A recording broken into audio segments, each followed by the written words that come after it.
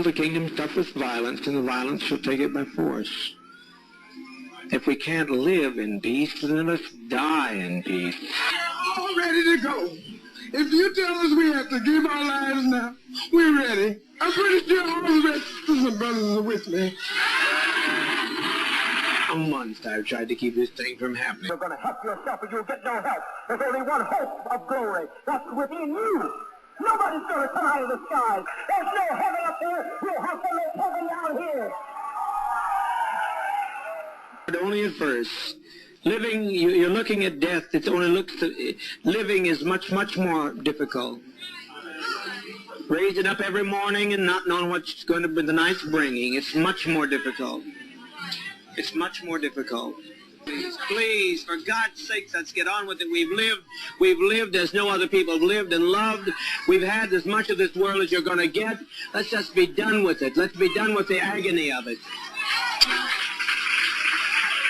It's harder to have to watch you every day die slowly, and from the time you're a child to the time you get gray, you're dying. Dishonest, and I'm sure that they'll pay for it. They'll pay for it. This is a revolutionary suicide. This is not a self-destructive suicide. So they'll pay for this. They brought this upon us, and they'll pay for that. I leave that destiny to them. I want to go. I want to see you go, though. They can take me and do with me whatever they want to do. I want to see you go. I don't want to see you go through this hell no more. No more, no more, no more. We're trying, so everybody will relax. The best thing you do to relax, and you'll have no problem. You'll have no problem with the thing if you just relax. The children here.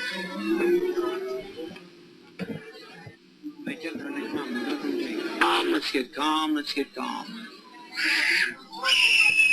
To us, we had nothing we could do. We can't separate ourselves from our own people.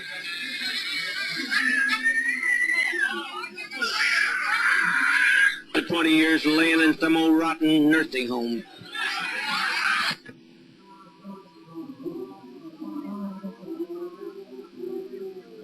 Taking us through all these anguish years.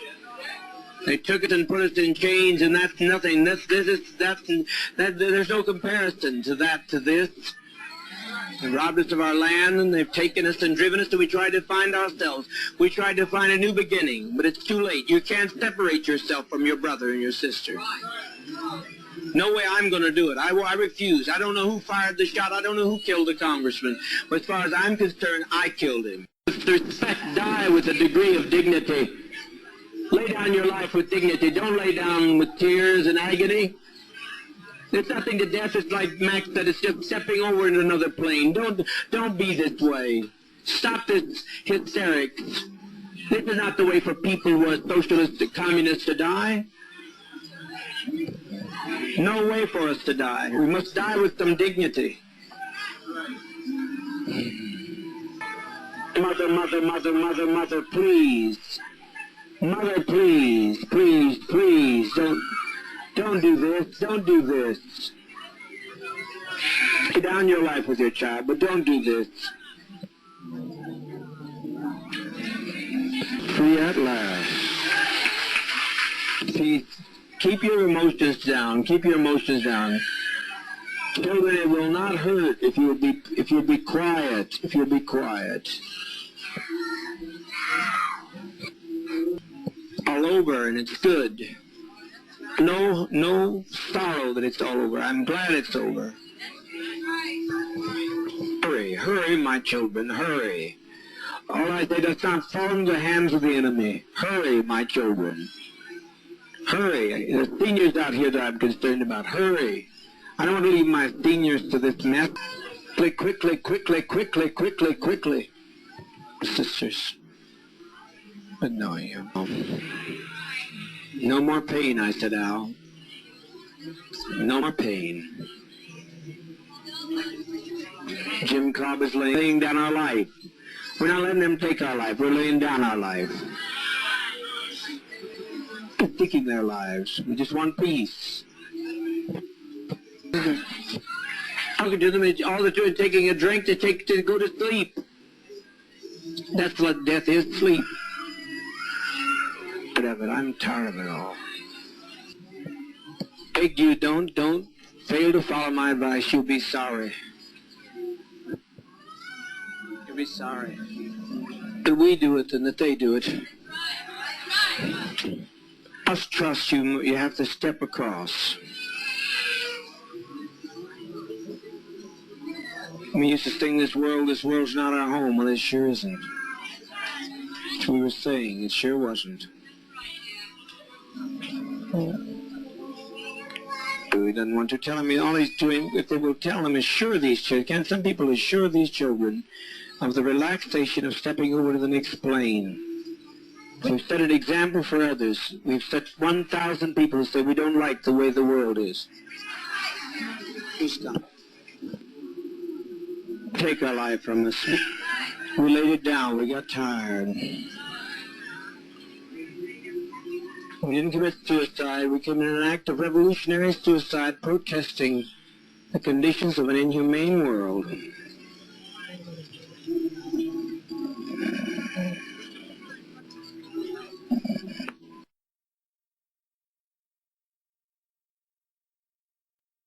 The dream was grand. A utopian society free from oppression, racism, and inequality. For Jim Jones and the members of People's Temple, it seemed possible. A sanctuary where everyone was equal, cared for, and safe from the world's injustices. Yet what began as a vision of paradise ended in one of the most horrifying tragedies in modern history. On November 18, 1978, the world witnessed the unthinkable as over 900 men, women, and children perished in a mass murder-suicide in Jonestown, Guyana. This episode unravels the dark transformation of the People's Temple, from its early days as a progressive force for social justice to its descent into manipulation, paranoia, and ultimate devastation. We'll explore the rise of Jonestown as a supposed utopia, the cult-like behaviors that emerged under Jim Jones's authoritarian leadership, and the events that culminated in a day that would shock the world. Through the lens of history and human psychology, we delve into how the line between hope and horror blurred, leaving a lasting scar on the global conscience. This is Scarlet Tavern. Alright, so we started this clip off with the last speech that Jim Jones ever gave. That was 6.5 minutes. That was playing over the loudspeakers in Jonestown while everybody was drinking the Kool-Aid. And you can hear him telling people to calm down and things like that. That's because the Kool-Aid did not work as quickly as he thought it would. People started seizing and bleeding and puking up blood. And so the children started to freak out. And then they were forcing the Kool-Aid down the children's throats. Because the women and children took it first, then the men, then Jim Jones killed himself.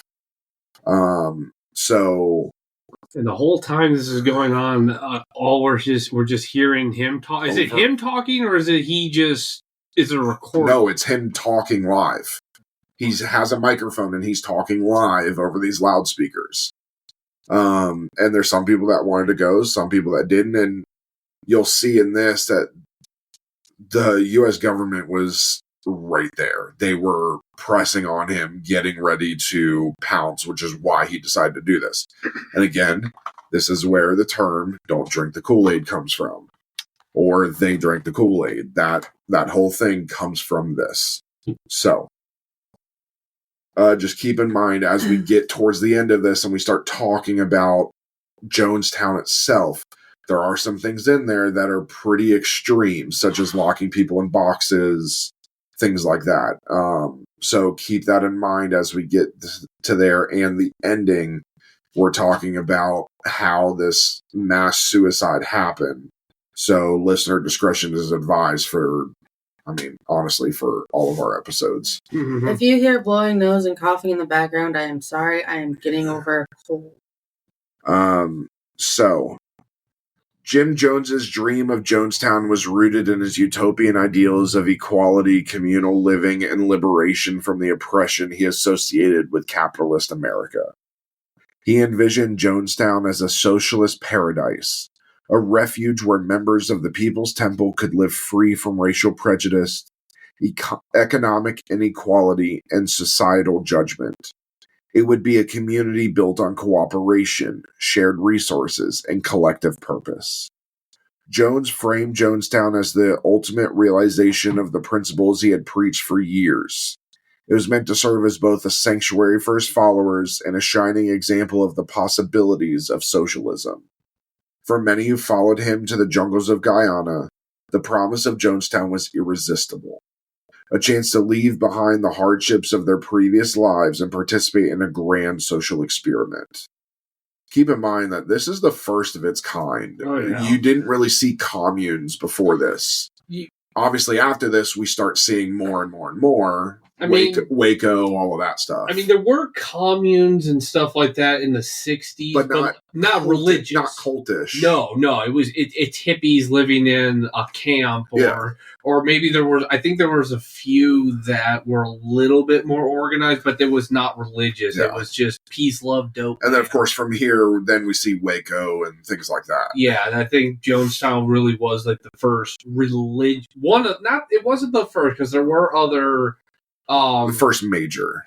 It's certainly the one that got the most attention, because I think there's another cult that we should cover. I'm going to look it up to double check. It was like in Arkansas. It was a Christian community, not socialism, but it was a legitimate Christian community and run by a pastor and his wife. And it didn't start off as a cult. I mean, the Alamo Christian Foundation. I think it might have been that. Tony Alamo. Yeah, and his wife. It was in 1969. Sounds about right. It was just a Christian community, and there was really nothing too bad about it, from what I understand. He died in 2017. Yeah, but it slowly transformed into like a Jonestown level cult. Just no suicide, because that's not really condoned in the Bible. Yeah. Jones's choice of Guyana as the location for his utopia was influenced by several factors. Mm-hmm. The South American nation's recent independence from British colonial rule aligned with Jones's anti-imperialistic ideals, and its socialist government, led by Prime Minister Forbes Burnham, was receptive to his vision. Guyana's official language of English also made the transition easier for a largely American congregation. Not to mention also, he couldn't be brought back to the United States because at that time, Guyana had no extradition. I believe it does now. Now it does. Because we have relations with Guyana. It's not a communist nation anymore. But it had no extradition laws, which means all of the tax fraud and everything he had done in the United States, he could not be brought back from Guyana. And plus, they were very also closely aligned with the Soviets and the Cuban government. And he was bringing a lot of money into Guyana. Well, was he? Yeah, he did. A lot of his people were rich. Number one, he bought that land. So that was a big thing too, is he bought the land that he got. I find that kind of funny that he had private property in a socialist country for a socialist community. Yeah. Guyana's remote jungle terrain was a double-edged sword. While it provided the seclusion Jones desired to shield the settlement from external scrutiny, it also created significant logistical challenges. The dense jungle, poor soil, and lack of infrastructure made establishing a self-sufficient community difficult. But Jones believed the isolation was worth the sacrifice to maintain independence from what he called capitalist oppression. And South America would not be the only country, not the only other Christian cult that showed up there. Colonia Dignidade, Dignity Colony, was a German Christian cult after World War II that was established in Chile, and it actually had the support of General Pinochet, Augusto Pinochet, the dictator of Chile, and he actually would help the cult keep its dissidents. Like, there was a few of them tried to escape, but the Chilean government caught them and just brought them right back.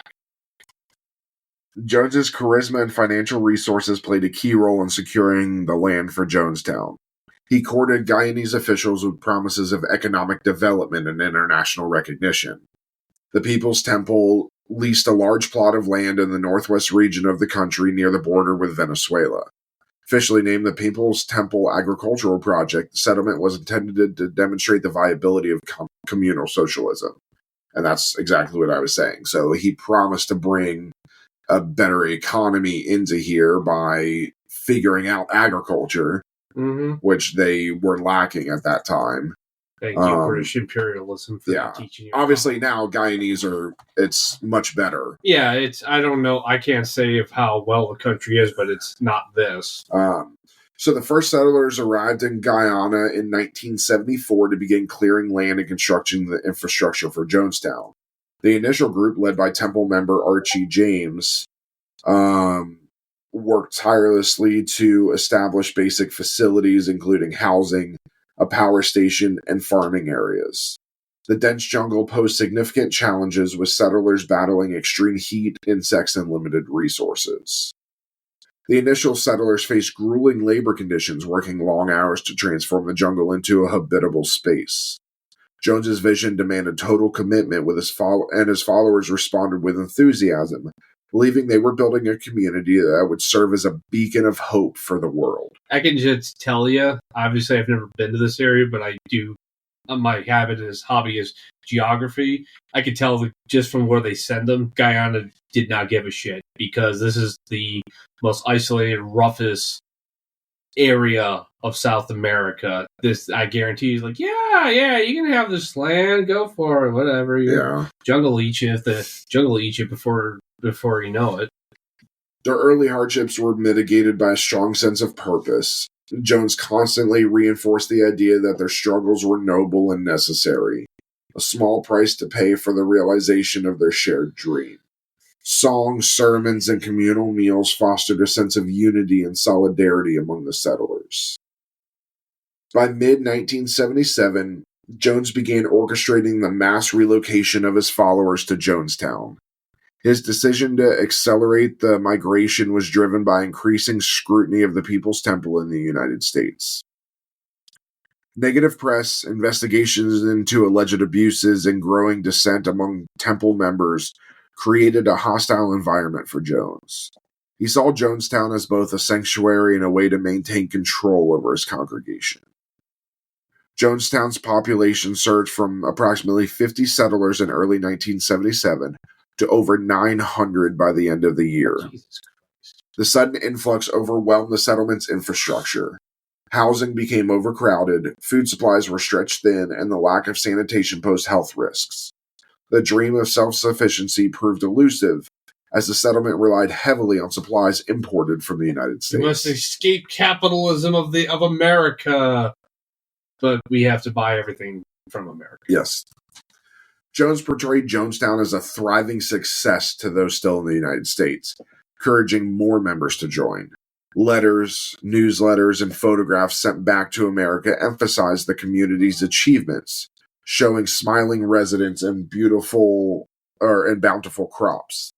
These images concealed the growing difficulties within the settlement. Despite Jones's lofty goals, the practical realities of running a remote agricultural commune proved daunting. The soil in the region was poor, and crops often failed. This forced the community to rely on imported staples like rice and beans, straining their financial resources. Residents worked tirelessly to improve the settlement, but progress was slow and physically demanding.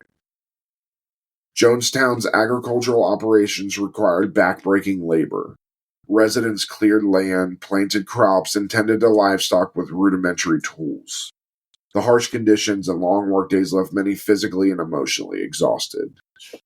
With over 900 mouths to feed, the settlement struggled to provide adequate nutrition. Meals were simple and repetitive, typically consisting of rice, beans, and occasional vegetables. Protein sources like meat or eggs were rare, and malnutrition became a serious issue, particularly for children and the elderly. I will preface that by saying protein sources like meat and eggs were given to Jim Jones. Hmm. He was the one that ate the good meals. Like a king? Yes. He was eating all the proteins. He was eating good meals. He never had malnutrition. You could really tell that with like the pictures I've seen. Like he ain't a skinny boy. He's not. But where you see all these other people, they are skinny. Yeah. I mean, they look at him just, it's all, I mean, it's a special, it's a name for a type of starvation. But basically, he's starving them to look, it's like, look, he's so well fed, he's healthy, he must be anointed by God or whatever. And they just cling to him more, partially because the hunger is probably driving them to do it too. Yeah. As Jonestown grew, so did Jones's grip on the community. His vision of a socialist paradise demanded absolute loyalty and discipline, and he used both ideological rhetoric and fear to maintain control. Jones referred to Jonestown as the purest expression of socialism, calling its residents the vanguard of the revolution. He preached that their sacrifices were necessary to demonstrate the superiority of their way of life. This messaging reinforced collective solidarity, but also justified the harsh conditions. And that superiority definitely comes from his beliefs in those amazing leaders he read early on. Totally not problematic people. Yeah. Jones implemented strict rules to ensure compliance with his vision. Letters to family members in the U.S. were censored, and residents were forbidden from speaking negatively about the settlement. Armed guards patrolled the perimeter, and residents were encouraged to report on one another's behavior. This created an atmosphere of mistrust and paranoia. I mean, the armed guards were kind of redundant. I mean, again, this is one of the most remote areas on Earth. Run into the jungle 20 feet, you're lost. Oh, just wait until the White Knight or the White Knights, which we're about to talk about. A little bit more than that. What do you mean? They knew those jungles inside and out. If you live there long enough, yeah, but they didn't live there long enough. These people from Indiana. They don't know. They didn't know about the Amazon jungle. Dissenters face public punishments, reduced food rations, or isolation in the box, a small wooden enclosure used for solitary confinement. Jones also conducted loyalty tests where he fabricated threats to the community and observed how residents responded. These tactics reinforced his authority and quelled dissent. So, again, this is the box I was telling about. So, this box wasn't isolated. This box was in the middle of the compound, like on the stage where he did his speeches. The box was there. It had, I believe it had lattice on the side so you could see in and you could see out. And you were put in there and you were locked, like a lock was put on it. And Jones was the only one with the lock. And it was guarded at all times. I mean, I can definitely tell probably a lot of the people in the congregation did time in the South, because this is how the Southern penal system was. I mean, if anybody's ever seen the movie Cool Hand Luke with Paul Newman, great movie, you should watch it. That's it, the box. He's like, you spend a night in the box. Literally, they lock him in this wood box for a day, couple days, a week, and that's your punishment. Can you guess what the loyalty tests were? The Kool-Aid. Yeah. It was. So he would tell them all the time, way long before he did the poisoning, he would tell them all the time that the Kool-Aid had poison in it and he wanted them to drink it. And that was the loyalty test. And if you failed, you went in the box. But most of them actually drank it. As life in Jonestown became more challenging, Jones's behavior grew increasingly erratic. He was plagued by paranoia, believing that external forces, particularly the U.S. government, were conspiring to destroy the settlement. His speeches became darker and more apocalyptic, warning residents of imminent attacks and urging them to remain vigilant. Jones began holding quote-unquote white nights, NIGHTS, emergency drills where residents practiced responding to hypothetical attacks. During these drills, Jones sometimes instructed followers to drink liquid he claimed was poison, framing it as a rehearsal for revolutionary suicide. Though the liquid was harmless, these events conditioned residents to accept the idea of mass death as a form of resistance. And I will say, the way these white night drills worked is he would send his own guards out into the jungle, and they would fire rounds off randomly. Just to simulate, to be like, oh no, the government's here to take us. And he wouldn't tell them ahead of time. He would go, goo, goo, goo, goo, goo, and then he would get over, we're being under attack, blah, blah, blah, blah, blah, and do the whole simulation. And then at the end, he would go, all right, this was a white knight drill. Yeah. By late 1978, the cracks in Jonestown's foundation were becoming impossible to ignore. The settlement was overpopulated, under-resourced, and deeply controlled by Jones's authoritarian leadership. Many residents felt trapped, unable to leave due to their isolation and fear of retribution. What had been envisioned as a socialist paradise was, in reality, a community on the brink of collapse, held together by fear, manipulation, and the unrelenting belief that their sacrifices were part of a greater cause. The seeds of tragedy were firmly planted, and it was only a matter of time before the dreams of Jonestown was unraveled completely. Jonestown's creation was a testament to Jim Jones's charisma and the power of collective idealism. Yet the settlement's challenges and Jones's increasing authoritarianism turned what was supposed to be a utopia into a dystopia. The harsh realities of life in Jonestown set the stage for the devastating events that would bring the dream to an end. So, we're going to start getting into the daily life on what they were dealing with, and you can only imagine what it was.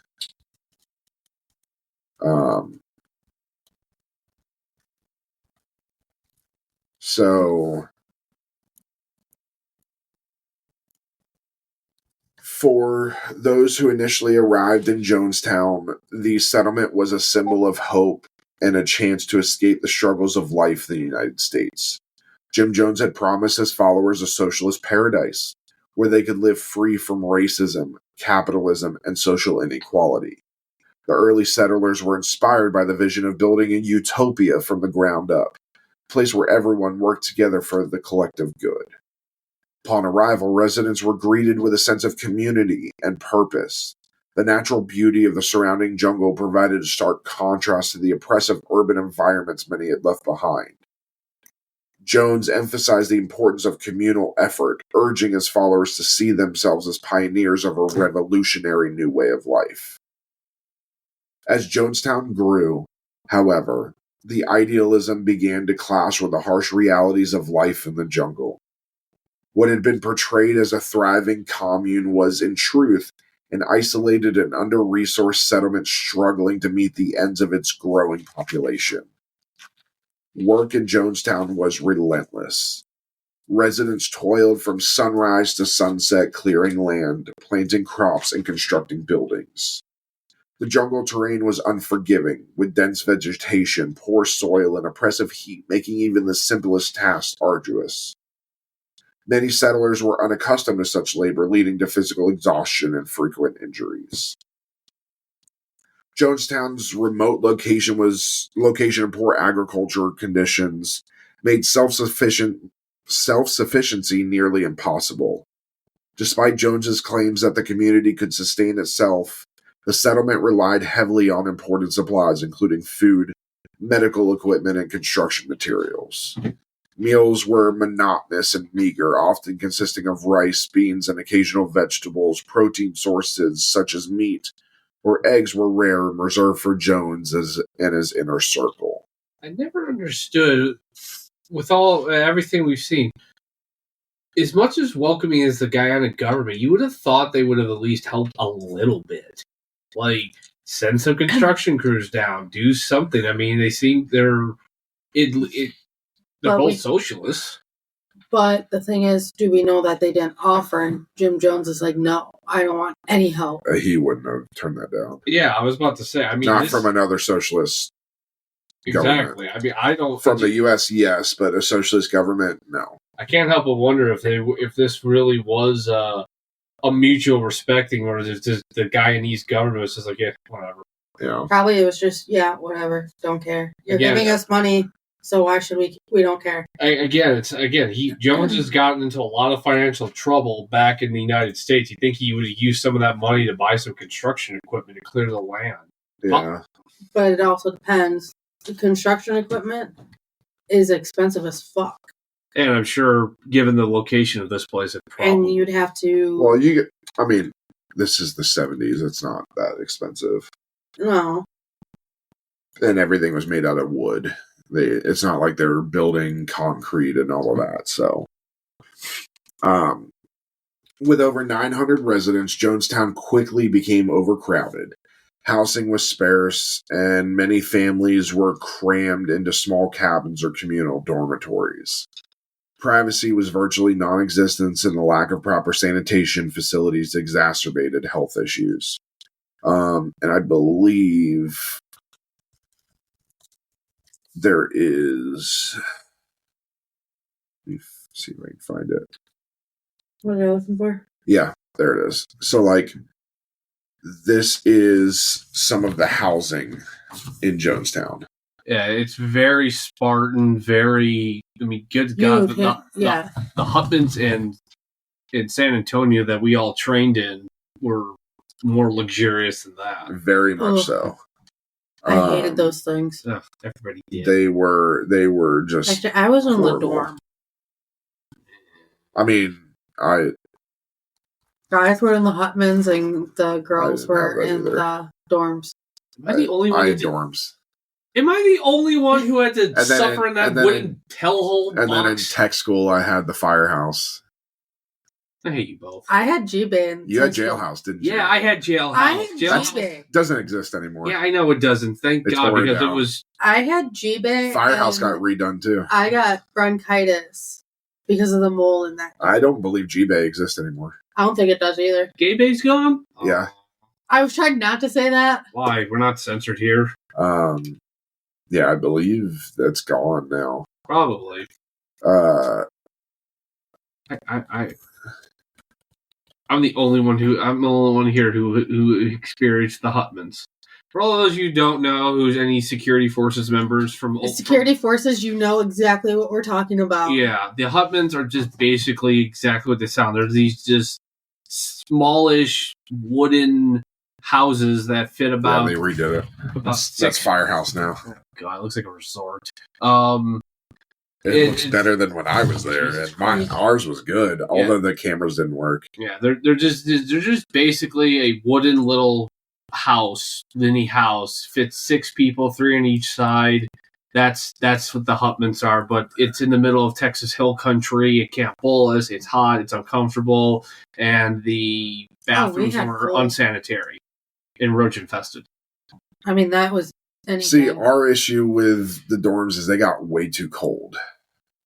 The AC would blow way too hard. Oh, see, I didn't have that issue. Although now they have a full fucking I wouldn't be surprised if that thing looking at the picture, doesn't have a full spa and it does have it has a mini market in it now, from what I heard. What? I hate that. You can go in there and you don't have to go all the way. Yeah. Granted, the DFAC was okay. Well, it's not even a DFAC. It's if you have a midnight snack or something. Yeah, you go right in there. You open it with your CAC and go in there and buy. They have shaving stuff, all of that. I understand the practicality. You don't have to go all the way across the other side. Because that is a long walk. Whatever. It's a long walk. It's character building. I mean, I almost got bit by a baby copperhead, and I had to sprint across the open field between G Bay and... Really redid it. That's the inside. Like I said. Between G and F Bay to the firehouse, because we weren't sure where Mama Copperhead was. Like I said, it's character building. No, when you're sorry for those of you that are going into security forces. You have it a lot easier. You really do. Because, like I said, Jailhouse is gone. I believe G-Bay's gone. And G-Bay was the worst between G-Bay and Firehouse. And for those that are going into it, it's called Firehouse because it caught on fire. It's literally not They a don't tell you firehouse. that. It caught on fire at one point. But anyways. Back to the cult that killed themselves. Yes. I mean, okay, so the U.S. Air Force. I mean, we all know that the military is a cult. No, the Marine Corps is a cult. No, the military's a cult. The military is a cult. Yeah, I guess it is. The Marine Corps is just the cultier the cult. People, what is the definition of a cult? A group of people with the same mindset, following a leader without questioning orders. Yeah, no, I get it. And typically all living in a community. So does that mean veterans can all apply for, cult survival benefits or something? Yes. Children made up a significant portion of Jonestown's population. Jones presented them as the embodiment of the community's future. Education was a priority, but it was heavily influenced by Jones's ideology. The lessons focused on socialism, racial equality, and Jones's teaching, while traditional subjects were often neglected. He didn't teach them math and English. This was all social stuff. So nothing that's useful. Correct. I mean, he intended these people to live in the jungle forever. Yeah. What do they need math and English for? Jones used the classroom as a platform to reinforce loyalty to him and the ideals of Jonestown. Teachers integrated propaganda into their lessons, framing Jones as a benevolent leader in the settlement as a utopian model. Children were taught to reject capitalist views and view Jones as a savior figure. Despite Jones's rhetoric about protecting children, they were among the most vulnerable members of the community. Malnutrition and illness were common, and children were subjected to the same strict rules and punishment as adults. In some cases, they were used as pawns to manipulate their parents, with Jones threatening to separate families or harm children to enforce compliance. He would put children into the box. Like, young children would go into the box. I've seen a video where there's a video that you can find. I don't think it's a child in the box, but there's a video of him putting somebody in the box. Please don't ever show that to me. That first audio clip was disturbing enough, hearing the children screaming. Yeah. Life in Jonestown was marked by an atmosphere of constant surveillance and control. Jones had created a system in which every aspect of daily life was monitored and regulated, ensuring that dissent was quickly identified and suppressed. Jonestown was surrounded by armed guards who patrolled the perimeter and monitored the residents. These guards, loyal to Jones, acted as enforcers, ensuring that no one attempted to leave the settlement without permission. The threat of punishment created a climate of fear that discouraged rebellion. Jones encouraged residents to report to one another, fostering suspicion and paranoia within the community. Even casual complaints or expressions of dissatisfaction could result in public reprimands, reduced rations, or physical punishment. The system of informants allowed Jones to maintain control and isolate potential deserters. And dissenters. This is 101. This is a lot of people believe, and when we redo our thing on MK Ultra, a lot of people believe Jones was. Are we redoing MK Ultra? I believe so. I don't know, but if not, go back and listen to our MK Ultra. I don't think we are. It's a good. That was season 2. But a lot of people believe, and I believe we talked about it in MK Ultra, that Jim Jones was involved in MK Ultra, that he was one of the people that was influenced by MK Ultra. When I did a lot of the research for that, a lot of that is strictly in the realm of speculation. I think a lot of people who delve deeply into Jonestown tried to just find a reason of why one man was able to manipulate close to 1,000 people to just basically kill themselves. And I think the sad fact of the matter was, and again, I'll go over the research again. And what I think you're right. I think that people, especially during that time, were trying to figure out why they would do it. Exactly. And I think the sad truth of it is just that a very charismatic man was able to manipulate. But it doesn't mean that we don't know if he was involved or not. And like I said, I'll go over my research again, but I think a lot of it was firmly conspiracy theory. Jones was a part of MK Ultra, and this was all in the massacre and the It suicide. was, because I did some of that research too. Well, here's an article. July 15th, 1980. This is the Washington Afro-American newspaper that went around D.C. A top aide to the late Congressman Leo J. Ryan, who was killed in 1978 when he went to Guyana to investigate the Reverend Jim Jones and his People's Temple religious movement, has discounted as mythology that more than 900 followers of Jones, most of whom were black, voluntarily committed suicide on order of the charismatic leader. In an interview with Washington Afro-American last week, Joe Holsinger, Ryan's chief administrative assistant, outlined information which he says indicates the existence of a covert CIA operation in Guyana that had not been reported to congressional oversight committees. Further, Holsinger said he now believes in the horrifying possibility that Jonestown was part of a mass mind control experiment by the CIA as part of its MK-Ultra program, which was supposedly terminated in the early 1970s. And we know what MK-Ultra is. They said that, but instead of terminating the MK-Ultra program, Holsinger said the CIA simply shifted its programs from public institutions to private organizations. Experimentation into mind control was previously done in federal and state penitentiaries and in some government-run hospitals. Holsinger has been pressuring for a congressional investigation into the CIA involvement in settlement. With the settlement, believes that Ryan's visit to the ill-fated colony may have pierced the veil of secrecy surrounding alleged CIA activities there, and would have eventually exposed them. Again, sounds. The only information we've really, it seems like, is firmly rooted in conspiracy. One guy who talked to an aide of the congressman, and possibly this and that. A lot of leaps of faith. So, Jones used the public address system to broadcast sermons and speeches throughout the day, reinforcing his authority and warning of external threats. He painted the U.S. government as an enemy intent on destroying Jonestown, a narrative that deepened residents' dependence on him for protection. Jones maintained discipline through public punishments and psychological manipulation, ensuring that his authority went unchallenged.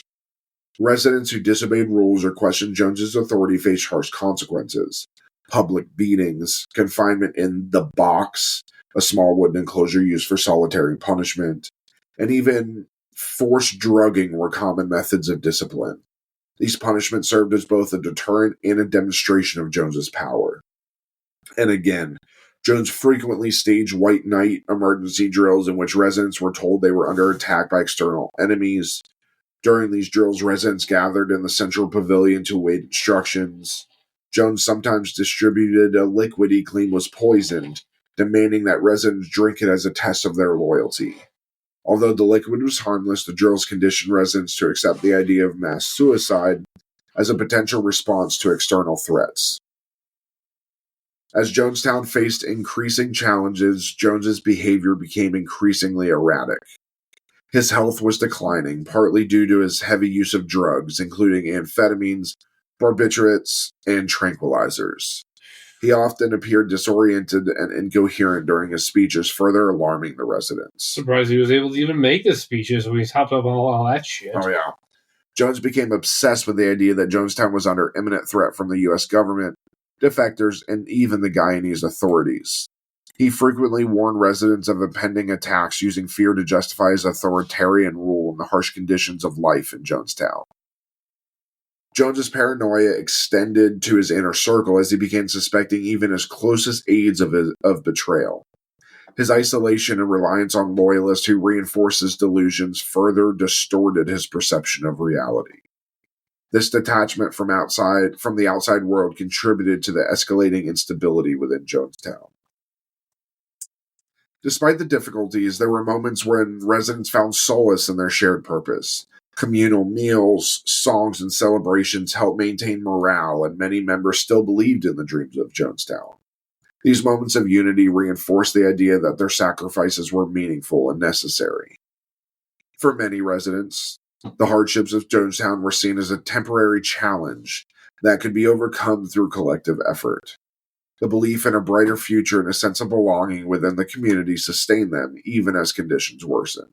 And listen, a community that can self-sustain itself and be uplifting and work together, that's great. I firmly believe in that. I firmly believe we should be able to rely on ourselves and nobody else. Should we do it this way? Absolutely not. But I'm telling you, if we ever get property, if you put up speakers so I have to hear you every freaking day, I will burn everything down. Don't worry, we can hide an Alexa randomly throughout the house. and all I hear is exercise, exercise, exercise. I'll drink the Kool-Aid at that point. No, you won't. Oh, yes, I will. To get away from that sound, any veteran, especially the ones in the Air Force, will understand my exercise, exercise, I'm exercise. gonna have fucking nightmares tonight. No, it's the red light shining in your face like, hey, you have fire watch. And that too. Ugh.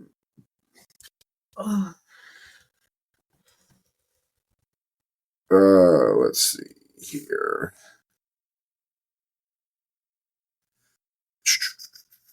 Okay, so by late 1978, the cracks in Jonestown's facade had become increasingly visible. While Jones continued to portray the settlement as a model of success, the reality was one of overwork, malnutrition, and fear.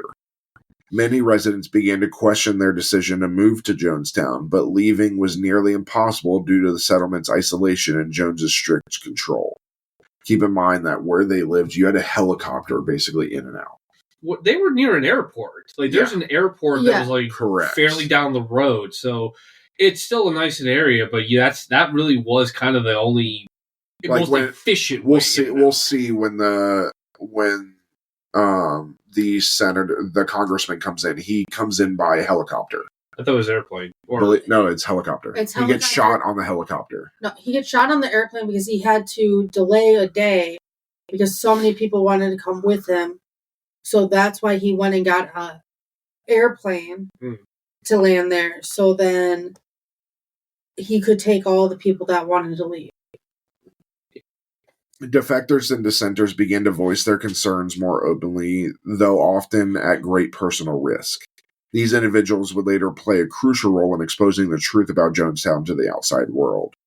Their courage in the face of immense pressure highlighted the strength of the human spirit, even in the darkest of circumstances. Life in Jonestown was a study in contrast, a community built on ideals of equality and unity that devolved into a dystopia of control and fear. For many residents, the dream of a socialist paradise remained alive, even as the reality became increasingly grim. The tension between hope and disillusionment would come to a head in the tragic events that followed, revealing the full extent of Jones's manipulation and the fragility of the utopian dream he had promised. And for those of you that want a socialist government, think about this when you think about socialism. Yeah. Because this is where it leads. So, speaking of Congressman Leo Ryan, the arrival of Congressman Leo Ryan at Jonestown in November 1978 was a pivotal moment in the story of the People's Temple. Ryan, a California Democrat, was known for his hands-on approach to investigating allegations of abuse and misconduct, and he would go everywhere, wherever he needed to. From what I remember, just very little I've ever looked up about Congressman Ryan, he was a go-getter. He wasn't like one of those limousine liberals who would just write a check for things and just kind of forget about it. He was a very hands-on community person. Yeah. After hearing complaints from the concerned relatives, a group of former temple members and family members of current residents, Ryan decided to personally visit Jonestown to assess the situation. Reports of human rights abuses, coercion, and the confiscation of passports had reached Ryan's office, fueling concerns about the well-being of Jonestown residents. Now, you may think, okay, they're in Guyana, he can't do anything. These people are United States residents. They're United States people. They did not denounce their citizenship from the United States. So he has every right to go there and help them defect back, because at this point, if Guyana doesn't help, they are harboring U.S. citizens illegally. Exactly. And unfortunately, just normal laws. If Jones has taken their passports, the Guyanese can't really do anything. Yeah. They can't. All they can do is just arrest them, but then they can't deport them to the U.S. because technically they have no way of verifying, are you Americans? I have no idea. Yeah. So, with this, Ryan's basically seeing what's going on, if these are U.S. citizens, all of that stuff, to be able to then go, hey, this is it. We're bringing all these people back. Their families want them back. They're coming back. They are U.S. citizens. You can't hold them here. The Concerned Relatives group had been relentless in their efforts to bring attention to the plight of their loved ones in Jonestown. They alleged that Jones was holding members against their will, using manipulation, threats, and violence to maintain control. Spoiler alert, he was doing it. They provided Ryan with affidavits and testimonies from defectors, as well as letters from residents pleading for help. That one is a little iffy because the letters were screened. So Jones would never have let those letters go out. So I highly doubt there were letters from people that were inside. Yeah, unless they had like a game of like coming up with cryptic like words and these stuff. People aren't that smart. And Jones would have figured that out. Yeah.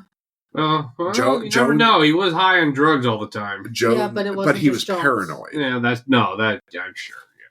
Yeah. And you got to understand, he has people from all walks of life in this. He has some smart people. I can definitely tell you the way he set it up. He either had a lot of ex-cons in there, or he had former CEOs. Because this looks. I mean, obviously it's prison, but the way everything is set up, this is a legit prison. Like, this is somebody from like down south worked or served time in a southern prison, and he set it up just perfectly. The box, or hard labor, or knew someone that did, or maybe they just watched Cool Hand Luke a few too many times and just kind of used that as a training manual.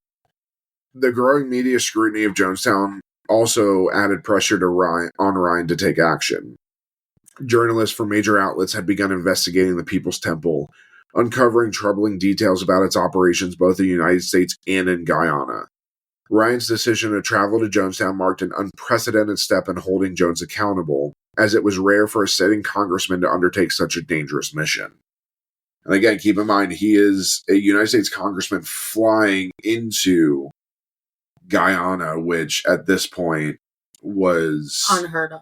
It was unstable. Guyana at this point was very unstable. So he literally is like, well, obviously we know it cost him his life, but not by Guyana. No. So right after independence, Guyana started already getting into spats with Venezuela.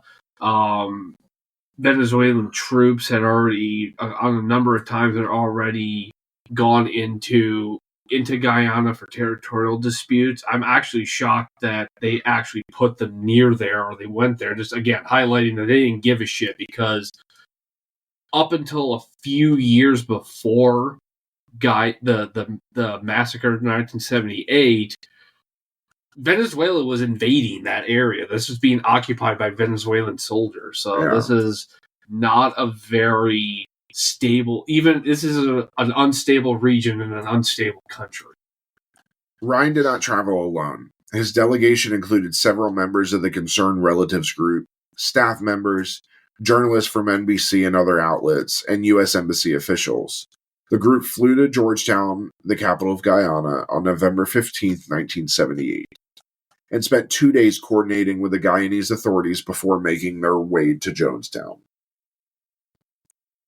Jones had been informed of Ryan's impending visit and was deeply paranoid about the potential consequences. He viewed Ryan as a direct threat to his authority and feared that the congressman would expose Jonestown's darker realities. Which it did. In Georgetown, Temple members loyal to Jones attempted to obstruct the delegation's progress. Some members of the concerned relatives were followed and harassed, and Temple attorneys tried to convince Ryan to abandon the visit. On November 17th, Ryan and his delegation boarded a small plane to Port Kaituma, the airstrip nearest to Jonestown. From there, they traveled by truck along rough jungle roads to the settlement. The journey itself underscored the remote and isolated nature of Jonestown, which had been carefully chosen by Jones to discourage outside interference. When Ryan and his delegation arrived, they were met with a carefully orchestrated welcome. Jones and his followers had prepared for the visit, creating a facade of harmony and happiness to present to the congressman and the journalists. Residents were coached to appear cheerful and content, and the settlement was tidied up to give the impression of a well-functioning community. Members were instructed to praise Jones and emphasize the positive aspects of life in Jonestown. Children were seen playing, communal meals were served, and the residents sang songs of unity and socialism. Guarantee you they ate well, Ryan. Mm-hmm. Oh, yeah, they did. People say that it was the best that they had ever eaten. Usually is before you die. Despite the outward appearance of happiness, tension simmered beneath the surface. Some residents saw Ryan's visit as an opportunity to escape, while others feared retaliation if they spoke out. Jones himself appeared uneasy, his usual commanding presence overshadowed by paranoia and anxiety. His speeches during the visit were rambling and defensive, filled with warnings about the dangers of the outside world. So, a lot of people when they saw Ryan, they kept up the appearances, but they were whispering to him in secret. Yes. They were talking to him in secret, saying, "Hey, this is what's really going on. We're scared. Get us out of here." The whole food, like eating well before you die, Jones didn't plan on. The only reason why the mass suicide happened as early as it did, I'm not saying that it wouldn't happen. The reason it happened as early as it did is because Ryan was killed. Oh yeah. We're gonna get into. On the evening of November 17th, the delegation was treated to a performance by the Jonestown residents showcasing music, dance, and testimonials about the success of the community. However, cracks in the facade began to emerge. During the visit, Temple member Vernon Gosney slipped a note to NBC journalist Don Harris. Which I believe Don Harris is dead now. But at that time, they were a decent journalist. The note read, "Please help me get out of Jonestown," and included the name of another member, Monica Bagby, who also wished to leave. This act of defiance marked a turning point, confirming suspicions that not all residents were there by choice. Don Harris, yes, he was an unfortunate victim. Yes, that's right. Yeah. As news of the defection spread within the settlement, more residents came forward to express their desire to leave. Some approached Ryan directly, while others quietly informed members of the delegation. By the morning of November 18th, Ryan had compiled a list of around 15 individuals who had wished to return to the United States with him. Jones attempted to downplay the defections, insisting that the residents were free to leave if they wished. However, his demeanor grew increasingly agitated as the number of defectors grew. So he didn't just go, "Okay, they can go." He made a whole speech. "We have defectors. These 15 want to leave. That's fine. They're allowed to leave if they want." And the people were like, "Oh, we're allowed to leave? Okay." Hands went up, and it doubled and tripled. He warned his followers of the consequences of betraying the community, suggesting that those who left would face hostility and discrimination in the outside world. As Ryan and his delegation prepared to leave Jonestown on the afternoon of November 18th, the atmosphere in the settlement grew increasingly tense. Jones's inner circle scrambled to maintain control, and armed guards were seen gathering near the pavilion. Before departing, Ryan narrowly avoided an attack by Temple member Don Sly, who lunged at him with a knife. The incident underscored the volatile situation and reinforced the delegation's decision to leave as quickly as possible. Ryan and his group, including the defectors, boarded trucks to return to Port Kaituma airstrip. The journey was fraught with tension as many feared retaliation from Jones's guards. The sense of relief upon reaching the airstrip was short-lived as events quickly took a violent turn. Now, which is interesting about was the massacre is that despite Congressman Ryan taking these defectors back with him, his initial report, he bought into this. He saw the happy people singing, dancing, and everything. He was like... He just thought that these people just wanted to go. Yeah, he's like, well, I mean, we have some people want to go, but everyone seems pretty good here. Great. Yeah, he wasn't going to do anything. Jones was the one who's like, no, we're doomed. And even some people who survived the massacre heard Jones saying, we're doomed. But even people saying, like, Reverend, we're not doomed. He's saying that we're fine. He's like, well, we're doomed. I think at this point, whatever little grasp of reality Jones had just broke. As the group prepared to board their planes, a truck carrying armed members of Jones's security force arrived at the airstrip. Without warning, the guards opened fire on the delegation. The gunmen targeted both the larger Twin Otter plane and smaller Cessna, firing indiscriminately at the passengers and crew. NBC cameraman Bob Brown managed to capture the first moments of the attack on film before being killed. Congressman Ryan, journalist Don Harris and Greg Robinson, and Temple defector Patricia Parks were also killed in the assault. I believe there is so you can go on YouTube, you can still see the video of the Jonestown Guard showing up and opening fire. Several members of the delegation survived the attack, either by fleeing into the jungle or by hiding among the bodies. Future Congresswoman Jackie Spire, a member of Ryan's staff, shot multiple times but managed to survive by playing dead. Survivors eventually made their way to safety and alerted authorities to the massacre. And again, she would go on to come home, survive, and become a congresswoman. The airstrip attack sealed the fate of Jonestown. Jones received word of the massacre and concluded that the settlement could no longer survive. He called an emergency meeting in the Central Pavilion where he informed his followers that they were now under attack and that their only option was revolutionary suicide.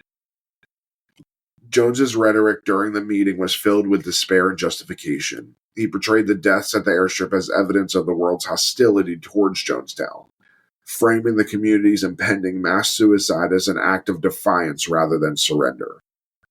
With the deaths of Ryan and the others at the airstrip, the stage was set for the final tragic chapter of Jonestown.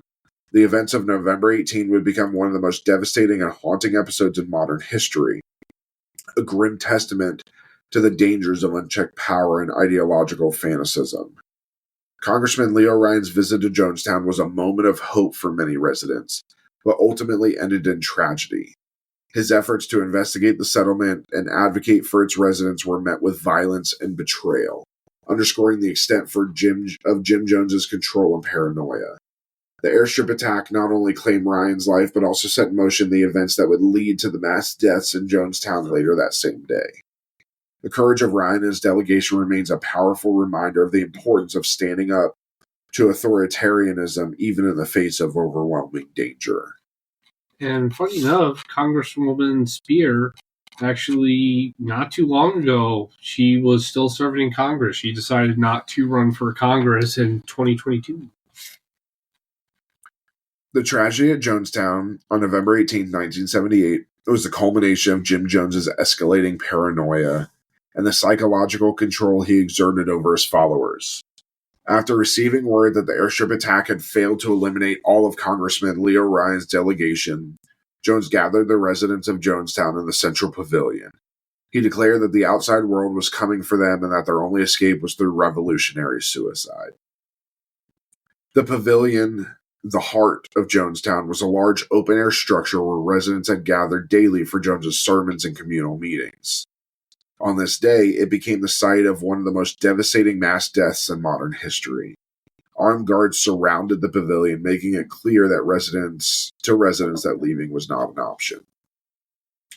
Jones addressed his followers with a mixture of fear, persuasion, and coercion. He claimed that Congressman Ryan's death would bring retribution from the U.S. government, and that Jonestown would soon be invaded by hostile forces. Framing their deaths as a political statement, he argued that suicide was an act of protest against oppression and a way to preserve the community's ideals. Jones's voice, recorded on what is now known as the death tape, which we just played at the beginning of this, alternated between soothing reassurances and frantic urgency. He urged his followers to see death as a peaceful transition and described it as stepping over into another plane. The method of mass deaths was meticulously planned. Over the years, Jones had stockpiled cyanide under the guise of needing it to purify gold. And he had conducted rehearsals of mass suicide during the infamous White Nights drills. On this day, the poison was mixed with great flavor aid, along with sedatives and other drugs, and placed in a large metal tub because he couldn't afford Kool-Aid. Yeah, I think they said he used Kool-Aid for the White Night drills, but when it actually, okay, now we're actually doing it, he used Flavor Aid. In the end, he cheaped out. Yeah. The first to die were the children. Parents and caregivers used syringes to squirt the poison drink into the mouths of infants and young children. Witnesses reported that the children cried and convulsed as the poison took effect. Watching their children die was a traumatic and devastating moment for many parents, but Jones's guards ensured that resistance was futile. What, were they a bit bored or something? Yes. Adults were instructed to line up and drink the poison in an orderly fashion. Those who hesitated were coerced by armed guards who presented a grim choice: drink willingly or face execution by gunfire. Some residents reportedly tried to escape but were quickly apprehended. For those who refused to drink, the poison was forcibly injected. Survivors recounted seeing guards holding down dissenters while syringes filled with cyanide were plunged into their skin. The overwhelming presence of armed security left little room for resistance or escape. As the deaths unfolded, the scene in the pavilion descended into chaos. Children's cries filled the air, mingling with the sobs of parents and the shouting of Jones and his loyalists. Many residents appeared resigned to their fate, their spirits broken by years of psychological manipulation and isolation. Jones's armed guards played a dual role, both enforcing compliance and participating in the suicide themselves. Some guards drank the poison after ensuring the others had done so, while others reportedly shot themselves or were shot by fellow loyalists.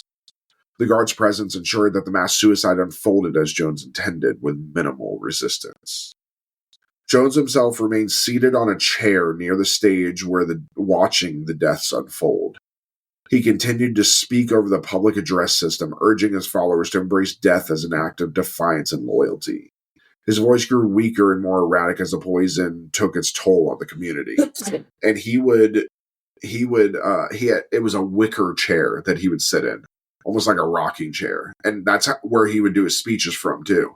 And he would just sit there at the edge, and he would just sit there and watch. Probably because they're all screaming and dying. And if I remember right, he had like a headset that he would talk into. And that's how he talked over the speaker. The deaths occurred quickly, but not without suffering. Cyanide poisoning causes excruciating symptoms, including convulsions, foaming at the mouth, and intense pain.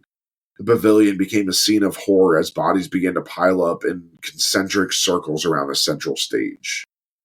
One of the most poignant moments on the death tape is the voice of Christine Miller, a temple member who openly challenged Jones during the meeting. She argued against suicide, questioning why they couldn't seek refuge in another country or negotiate with the U.S. government. Jones dismissed her objections, and his guards silenced her. Miller's dissent highlights the internal conflict faced by some residents even in their final moments. Jim Jones did not drink the poison. Instead, he was found with a gunshot wound to the head, lying on the ground near his chair. Of course he didn't. He saw how much everybody else was suffering. He's like, oh, fuck that. He never planned on drinking it. He was never going to suffer like that. It remains unclear whether he shot himself or he was killed by a loyal follower, but his death marked the end of his control over the community, but left a legacy of unimaginable devastation. I believe he was killed by another follower because I don't think he has the balls to kill himself. Yeah, I think that's probably true. Plus, there was no gun by him. Oh, there wasn't? No, they never found a gun by him. Okay. It was just his body. Because I could see him being the last one there. He was the last one, technically. Well, I mean, everyone's dead or is escaped. Yeah, it was. Whatever. He just, from what I believe, it was bang bang, and it was a murder suicide. I wonder which one did it. I don't know, but despite the overwhelming death toll, a small number of residents survived the massacre. Their stories provide crucial insights into the final hours of Jonestown. Some survivors managed to flee into the surrounding jungle as the deaths began. They hid among the dense vegetation, waiting until the following day to emerge and seek help. These individuals recounted the terror of hearing gunshots and the cries of those left behind. They're lucky they didn't get eaten by jaguars. Yeah, because I remember correctly. Yes, a majority of the people were at the pavilion, but again, everybody is still there's 900 people. There are other people going around doing the regular activities and chores of there. I remember. They were rounding people up. I remember I read one account of he was actually the cousin of Huey Newton. Anyone knows Huey Newton? He was a prominent Black Power type of dude. He was his cousin. He was there where he worked in the kitchen of Jonestown, and when everyone was getting rounded up or starting to kill himself, he just kind of opened the window and he just kind of dipped out into the jungle. People probably did, like the survivors, is because that's a ton of confusion going on at that point. So they're probably like, time to go. There's a lot of I could slip out now, and that's probably what that's okay, because let's talk about Hyacinth. Others survived by chance. Elderly residents who were bedridden or too frail to attend the meeting were spared. One woman, Hyacinth Thrash, slept through the entire event, waking the next morning to find the settlement eerily silent and filled with bodies. Okay, I want to be able to sleep that deeply. Imagine that though. You're passed out, you're asleep. You get up to go get your morning breakfast rations, and there are just bodies everywhere. You know what? This whole thing is so surreal. I believe it. Like anybody else, you say that, you'd be like, bullshit. How could you sleep through that? But you know what? Who knows? Probably. Jim Jones's sons, Stefan, Jim Jr., and Tim, were away in Georgetown with the Temple basketball team during the tragedy. Yes, they had a competitive basketball team. They learned of the events only after receiving word from the Guyanese authorities. Their survival spared them from the horrors of the pavilion, but left them grappling with immense guilt and loss. Survivor's guilt. I wonder if they were fanatical. From what I remember, the three of them were not. They tried everything they could to stay away from it, and if I remember right, a lot of them, or some of them, changed their names, and they just tried to disappear after all of this. By the time the deaths were complete, 918 people, including 276 children, had perished. The massacre remains one of the most significant tragedies in modern history, a stark reminder of the dangers of cult dynamics and authoritarian leadership. The news of Jonestown stunned the world. Images of bodies sprawled across the pavilion, many holding hands in death, became an enduring symbol of the tragedy. The scale of the loss and the involvement of children made it particularly harrowing, sparking widespread grief and outrage. The assassination of Leo Ryan at Port Kaituma airstrip added a political dimension to the tragedy. Ryan became the only U.S. congressman killed in the line of duty, and his sacrifice highlighted the dangers of confronting authoritarian groups. His death, along with those of the journalists and defectors who accompanied him, underscore the bravery of those who sought to expose the truth about Jonestown. The tragedy of Jonestown left lasting scars on survivors, the families of victims, and society at large. The events of November 18, 1978 have been extensively studied as a case of psychological manipulation, coercive control, and the devastating effects of cult dynamics. Those who escaped Jonestown or lost loved ones in the massacre have struggled with profound grief and survivor's guilt. Many have spent decades trying to reconcile their memories of the settlement with the horror of its final moments. Jonestown had become a cultural touchstone for discussions about the dangers of charismatic leadership, groupthink, and blind loyalty. Like we said before, the phrase drinking the Kool-Aid emerged as a metaphor for unquestioning obedience, though it trivializes the complex dynamics and suffering involved in the tragedy. The tragedy of November 18th, 1978 was the devastating culmination of years of manipulation, fear, and control. It serves as a stark reminder of the dangers posed by authoritarian leaders who exploit vulnerability and idealism for their own gain. The loss of 918 lives in Jonestown remains a haunting testament to the destructive power of unchecked charisma and the fragility of human trust. Now, the magnitude of Jonestown tragedy shocked the world. When Guyanese soldiers arrived at the settlement on November 19th, 1978, they were met with an unimaginable scene. Over 900 bodies lying in and around the central pavilion, many clustered together in what appeared to be a final act of unity. The sheer scale of the massacre, including the deaths of 276 children, rendered the sight an eerie and haunting reminder of what had transpired. The soldiers, unprepared for the devastation, were visibly shaken. The smell of death permeated the air, and the bodies were scattered in concentric circles around the poison vat. Many victims were still clutching one another in death, and the sight of infants and children among the dead was particularly heartbreaking. I believe there were some talks from the Guyanese that a lot of the soldiers went there, they saw it, they immediately ran into the jungle and just puked everywhere. I mean, what are these guys have never seen anything like this. Nope, not at this point. The Guyanese government worked with U.S. officials to document the scene. Photographs, recordings, and notes were collected as evidence, including the chilling death tape that captured Jim Jones's final speech. The tape became a critical piece of evidence in understanding the psychological manipulation and coercion that had taken place in the community. Recovering the bodies from Jonestown posed a logistical and ethical challenge. The remote location of the settlement, combined with a number of casualties, made the task arduous. The U.S. military coordinated a large-scale operation to recover and identify the remains. Soldiers and forensic specialists were flown to Guyana to assist in the effort. Helicopters were used to transport bodies from the jungle to the airstrip at Port Kaituma, where they were loaded onto cargo planes bound for Dover in Delaware. Dover Air Force Base. Dover is the biggest place for mortuary affairs in the military. Right? Am I correct with that? I believe so. I believe so. Many victims carried little or no identification, complicating the process of confirming their identities.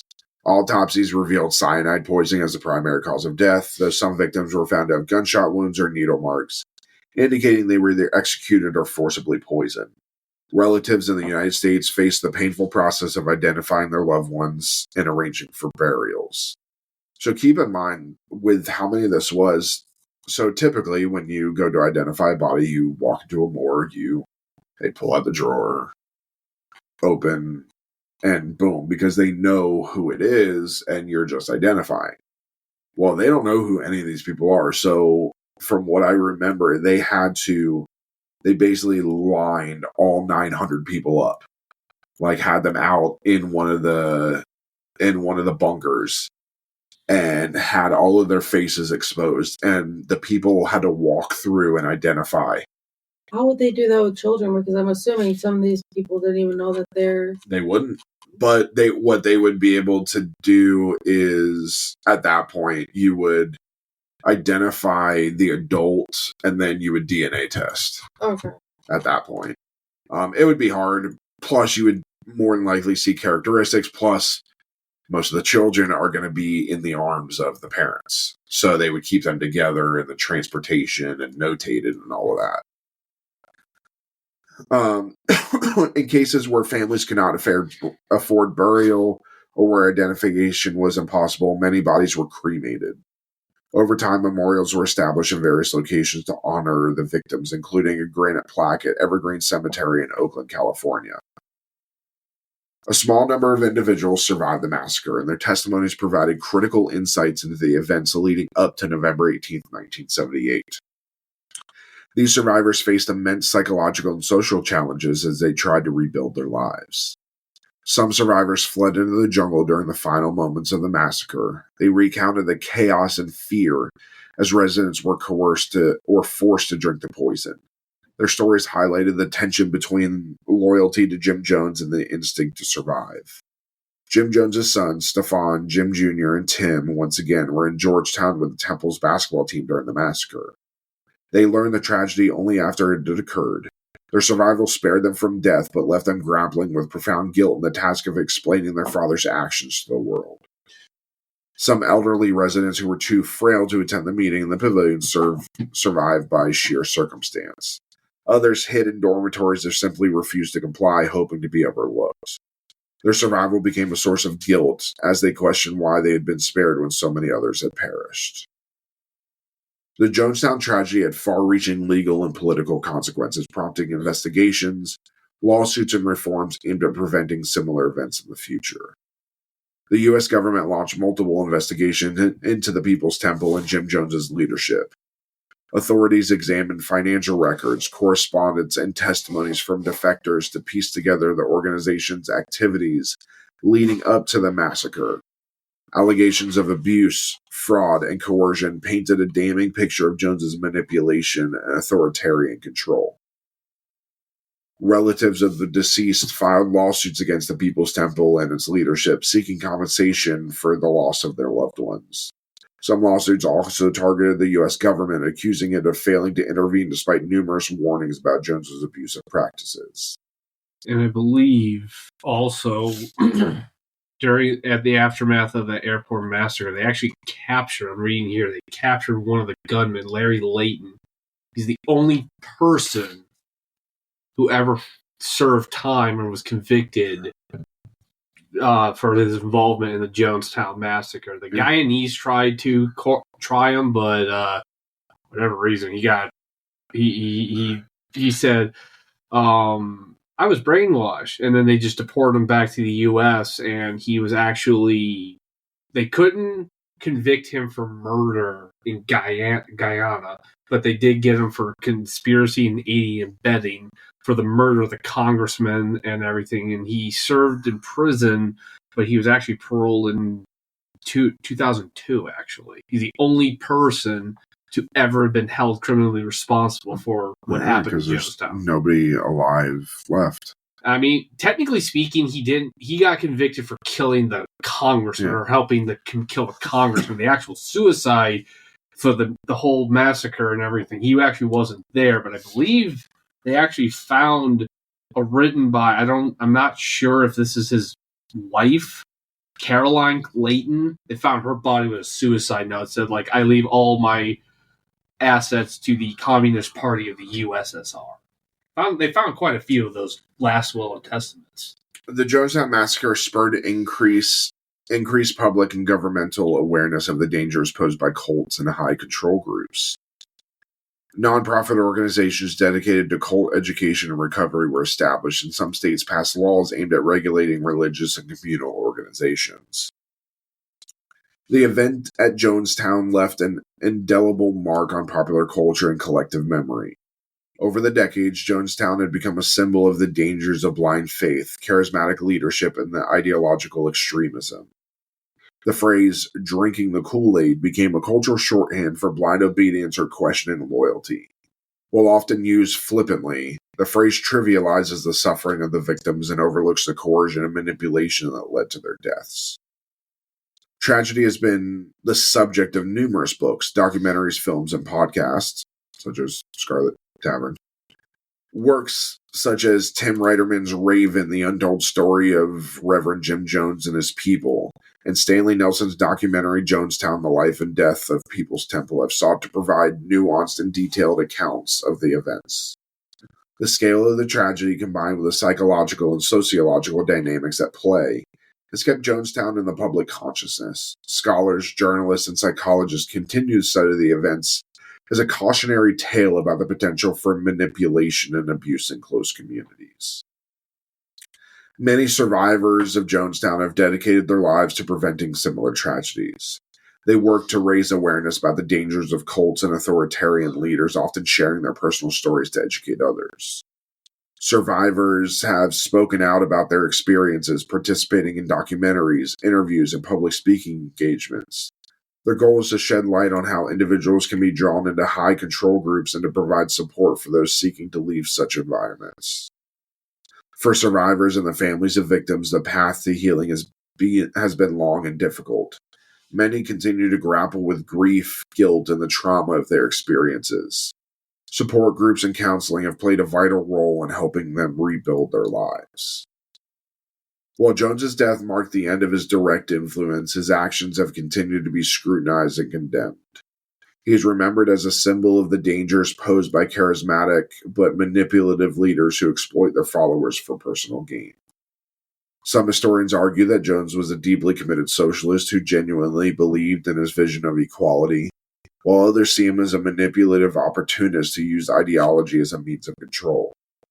His actions at Jonestown have overshadowed any earlier contributions he may have made to civil rights or social justice. I think he was more of a narcissistic asshole. Mm-hmm. The Jonestown Massacre remains a chilling example of how idealism can be weaponized by those in power. It serves as a warning about the dangers of unchecked authority, the vulnerability of marginalized individuals, and the importance of vigilance in safeguarding personal autonomy. The tragedy underscores the need for critical thinking, open dialogue, and the protection of individual freedoms. It has inspired efforts to educate the public about the warning signs of high control groups and the psychological mechanisms used by charismatic leaders. Ultimately, Jonestown is a story of lost lives, broken families, and shattered dreams. It is a reminder of the human cost of blind faith and the need to hold the leaders accountable for their actions.